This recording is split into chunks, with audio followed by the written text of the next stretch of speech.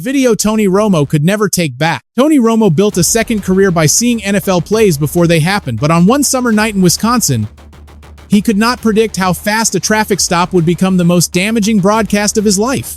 Newly released body camera footage showed the former Dallas Cowboys quarterback on Interstate 43, questioned by deputies, asked to complete field sobriety exercises, and eventually taken into custody. Within days, the images were everywhere. Fans were no longer debating his football predictions. They were replaying one uncomfortable question: did I pass this test? According to the footage and records in the original report, Romo had been driving home from a golf event when a deputy stopped his black Jeep after seeing it pass vehicles through a restricted gore area.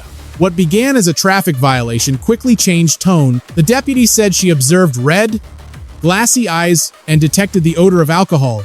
Romo pushed back, asked whether he could contact an attorney, and questioned whether coming from a golf course automatically made him look impaired. But every answer and every confused exchange was being recorded. The legal process was still ahead, and an arrest was not a conviction. Yet the court of public opinion already had its most powerful evidence: video. For a broadcaster heard by millions every Sunday, the camera captured a version of Romo that CBS could not edit away. The network later placed him on leave until further notice. While J. Watt was positioned to step into the lead booth beside Jim Nantz, this was no longer just a roadside incident. Romo was facing the biggest test of his post-football career, and this time, the answer would not come from a scoreboard. Where are you watching from? Comment 1 if you believe Romo deserves a path back after taking responsibility, or 2 if you believe CBS should move forward without him. Subscribe to the channel, because the next chapter reveals how an ordinary traffic stop turned serious within minutes. A routine stop turned serious. The story began on Interstate 43 Milwaukee County, where a deputy noticed a black Jeep moving through a gore area separating highway traffic from vehicles entering from an on-ramp. It was the kind of driving decision that might normally end with a warning, a citation, and a few uncomfortable minutes on the shoulder, but the driver was Tony Romo, and almost immediately, the stop began moving in a different direction. Romo told the deputy he was coming from a golf course. That detail mattered because the officer said she noticed red, glassy eyes, and the odor of alcohol coming from the vehicle. Romo questioned the suspicion, asking whether leaving a golf course was enough to make someone believe he had been drinking. The exchange became tense because the deputy was no longer focused only on the traffic violation. She was trying to determine whether he was safe to continue driving. The body camera captured every pause, repeated question, an attempt by Romo to understand what was happening. He asked whether he could call an attorney before stepping out of the Jeep. The deputy told him that was not an option at that moment and ordered him to exit. After several exchanges, he complied. That was the first major turning point. Once Romo stepped out, the situation was no longer a simple roadside conversation. The deputy had decided to begin a field sobriety investigation, and every movement from that point forward would be evaluated for Romo, the man famous for reading pressure before it arrived. The irony was brutal. On this night, he seemed to realize only gradually that the traffic stop had become something larger. The next few minutes would determine whether he drove away and spent the evening in custody, or watched one mistake follow him all the way back to the CBS broadcast booth. The questions that made everything worse: as the deputy continued the investigation, Romo kept asking questions. Could he call his lawyer? Could he make a phone call because a plane was about to take off? Why was the officer treating him as if he were impaired? Each question may have made sense from his point of view, but on camera, the repetition created the impression of a man struggling to accept how serious the situation had become. Then came one of the strangest details in the encounter. According to the footage, Romo explained that he was on his way to visit Grandma and Grandpa on its own. The statement sounded ordinary, but once the clip reached social media, viewers began analyzing it as if it were a clue. Some questioned who he meant. Others searched public records. A personal explanation that might have disappeared in another traffic stop became another viral talking point. That is what made the footage so damaging. The public did not see a prepared statement. They saw an unfiltered conversation in which Romo appeared uncertain, defensive, and increasingly aware that he was losing control. Every phrase became content. Every hesitation became evidence in the court of public opinion. Still, the legal reality remained more complicated than the clip suggested. Romo had not been convicted, and a roadside interaction could not tell viewers everything about his physical condition. medical history, or legal defense. But the internet rarely waits for complete information. It selects the most memorable line and lets that line define the event. Romo's questions did not slow the process. They only extended the footage millions would later watch. The deputy directed him toward a flatter area away from the highway shoulder, there, under the body camera's unblinking lens. The former quarterback would face a test with no playbook, no huddle, and no way to call timeout. Did I pass? The second body camera clip became the image fans could not stop replaying. Tony Romo stood barefoot on a level patch of ground near the highway. While a deputy explained the standardized field sobriety exercises, he was instructed to walk heel to toe, remain on a line, turn, and follow a specific sequence. The movement sounded simple, but the footage showed repeated confusion about the instructions. Romo also mentioned his medical history. He explained that previous back surgeries made certain movements difficult, especially bending and balancing. That detail connected the scene to a much older chapter of his life. The same damaged back that helped end his career with the Dallas Cowboys was now being discussed during a roadside investigation in Wisconsin. It was a painful collision between two versions of the same man. Football fans remembered Romo escaping pressure and extending plays when everything appeared broken. Now he was trying to maintain his balance. While a deputy watched every step, his physical limitations were part of his history. But they could not stop the test from continuing. Then Romo asked the question that would follow him long after the traffic stop ended. Did I pass this test? Almost immediately, he appeared to answer himself. The line was awkward, vulnerable, and impossible for social media to ignore. That question became bigger than the exercise. Did he pass the test of judgment before getting behind the wheel? Could he pass the test of public trust after the video became viral? Would CBS decide he had passed the test required to return to its most valuable NFL broadcast team? The deputy concluded that he had performed poorly. Moments later, the tone changed completely. The conversation was over. Hands were raised. Restraints were applied. And the most replayed question of the encounter had already received its first answer. The arrest and what came next. After the field sobriety exercises, deputies placed Romo under arrest. The footage moved quickly from conversation to procedure. His hands went up. Cuffs were secured, and he was placed in the back of a patrol vehicle. The former Cowboys quarterback, once surrounded by teammates and television cameras, was now alone in the rear seat while officers completed the next steps. The legal complications did not end on the roadside. According to the records described in the original report, Romo was later cited for refusing to take an intoxication test after his arrest. That refusal created a separate issue involving his driving privileges. Authorities also inventoried the Jeep before it was towed, and released citations indicated that an open bottle of an alcoholic beverage was found on the passenger side. Those details made the story more serious in the eyes of the public. A viral video can sometimes be dismissed as incomplete. Court records and citations gave the controversy a longer life. Now, the story involved not only how Romo looked on camera, but also what authorities alleged happened after the recording moved away from the highway. At the same time, the limits of the evidence had to remain clear. An arrest was not a conviction. The citations still had to move through the legal process, and Romo retained the right to challenge the case. The footage showed the encounter, but it did not replace a courtroom. CBS, however, could not wait in silence forever. Its lead analyst had become the central figure in a national sports controversy just before the NFL season. The network had to consider viewers, sponsors, partners, and the credibility of the people representing its biggest games. What began as a traffic violation had created two trials.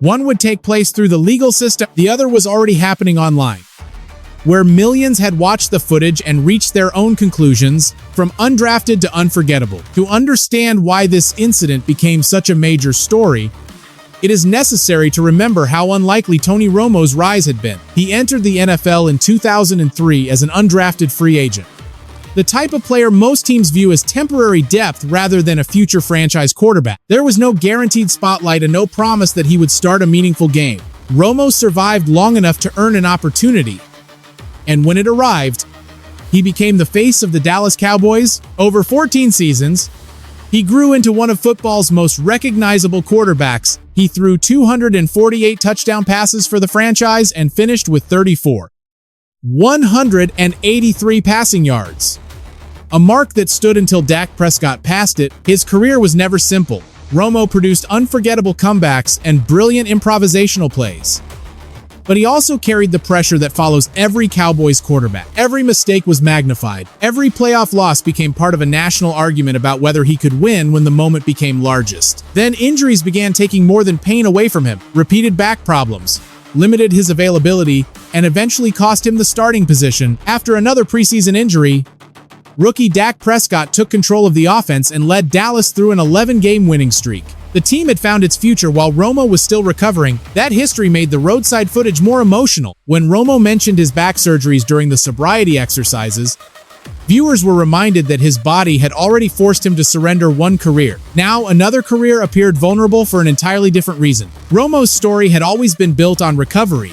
He survived going undrafted, years of criticism, and the end of his playing career. The question was whether that pattern could repeat, or whether this incident had created damage that talent and football intelligence could not repair. The $180 million voice under pressure. Retirement did not remove Tony Romo from the center of the NFL. It placed him in an even more powerful position. In 2017, CBS moved him directly into its lead broadcast booth alongside Jim Nantz. There was no long apprenticeship. Romo became the network's top NFL analyst almost immediately. At first, the gamble looked brilliant. His excitement felt natural. His quarterback knowledge was obvious, and his ability to predict plays before the snap made viewers feel as if they were inside the huddle. Romo was not simply describing what had happened. He appeared to know what was coming next. CBS rewarded that impact with a reported 10-year contract worth about $180 million. The agreement made him one of the highest-paid personalities in sports media and showed how deeply the network had tied its Sunday identity to his voice. Romo was no longer just a former player with a microphone. He was a major corporate investment. But when the body camera footage surfaced, the goodwill around his broadcasting career was no longer unlimited. Some viewers had begun criticizing his analysis as less precise and more chaotic than it had been during his first seasons. Several awkward on-air comments also went viral for the wrong reasons. Jim Nantz publicly defended his partner, insisting that their chemistry remained strong. That background made the footage more dangerous. It arrived after questions about Romo's performance had already started circulating. The video did not create every crack in his professional image, but it placed them under a brighter light. CBS now faced a problem beyond one missed assignment. The network had millions remaining on Romo's contract, a lead booth built around his partnership with Nantz, and an audience wondering whether his best broadcasting years were behind him. One viral night had turned a long-term investment into an immediate test of risk, loyalty, and reputation. CBS moves, and J. Watt steps in. For several days, CBS said little publicly. That silence created pressure of its own. Sports radio hosts, media reporters, and NFL fans debated whether the network would protect Romo, discipline him, or wait for the legal process. Then CBS released a statement short enough to fit inside one headline. Tony Romo was on leave from his role at CBS Sports until further notice. The wording mattered. He had not been fired, and his contract had not been publicly terminated. But until further notice gave the network no clear return date and no promise that he would be back for the opening weeks. CBS then made the move that changed the story. J. Watt was elevated to the network's #1 NFL crew, joining Jim Nantz and Tracy Wolfson during Romo's absence. Watt was not an emergency replacement with no experience. He had joined CBS in 2023, worked in the studio, and later moved into game analysis. His promotion had already been developing before the controversy. Fan reaction made the situation even more uncomfortable for Romo. Instead of focusing only on sympathy for the analyst, many viewers expressed excitement about hearing Watt in the lead booth. Some predicted that the former Texans star would be better in the role. That response created a new danger. A leave is temporary when the employer expects everything to return to normal. But what happens when the replacement succeeds? What if Watt and Nantz feel fresh? Audiences respond well, and CBS realizes it has a less controversial option. For years, Romo's value came from being difficult to replace. He had fame, quarterback insight, and broadcast energy. Now, CBS had placed another respected NFL legend directly into his chair. The legal case would decide what consequences Romo faced under Wisconsin law. Watt's performance could decide something just as important: whether there was still a chair waiting when the leave ended. The legal clock versus the NFL calendar. The timing made every decision more difficult. CBS was not dealing with an incident that occurred months before the season. Its NFL schedule was approaching, The broadcast crews had to be organized, and Romo's legal proceedings could overlap with the opening weeks of football, according to the original report. A first-time OWI offense in Wisconsin is generally treated as a civil forfeiture rather than a criminal conviction carrying standard jail exposure. That suggested the legal ceiling might be less severe than many viewers assume. But the refusal citation created a separate risk involving Romo's driver's license. The legal question and the employment question were not identical. A court might impose a fine or administrative penalty without ending Romo's career, CBS. However, had to decide what conduct was acceptable for the public face of its lead NFL broadcast. Precedent offered arguments in both directions. Other major broadcasters had faced alcohol-related driving cases and continued working. While some television personalities received temporary suspensions, that history suggested Romo might face a limited absence rather than permanent removal. But precedent could not erase the body camera footage.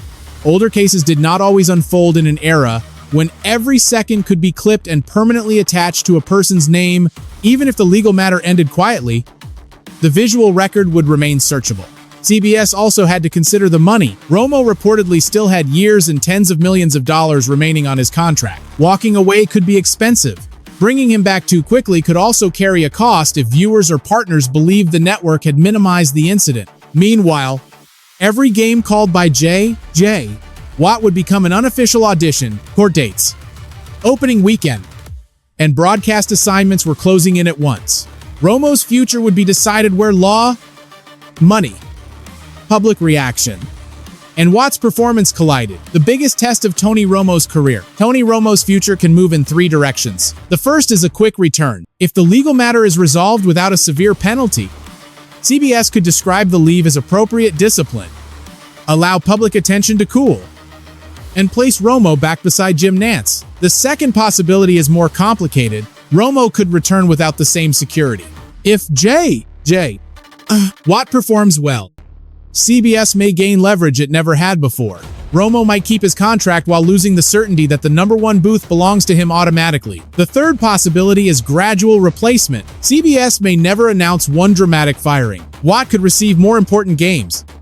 Romo's role could shrink, and the network could quietly move toward a new era. The strategic lesson is clear. In professional sports and media, reputation is not separate from performance. It is part of the job. A broadcaster can possess elite knowledge, a famous name, and a massive contract.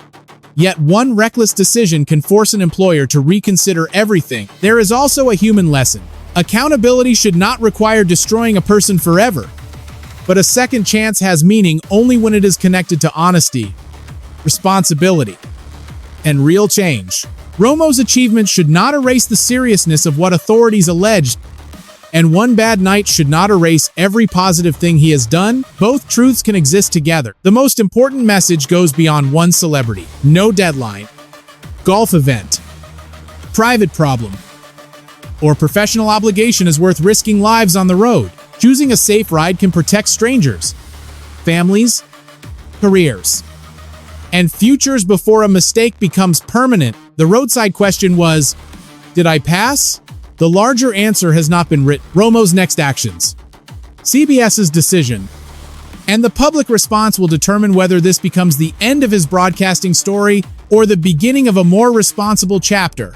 Comment 1 if you believe Tony Romo deserves a second chance after accountability.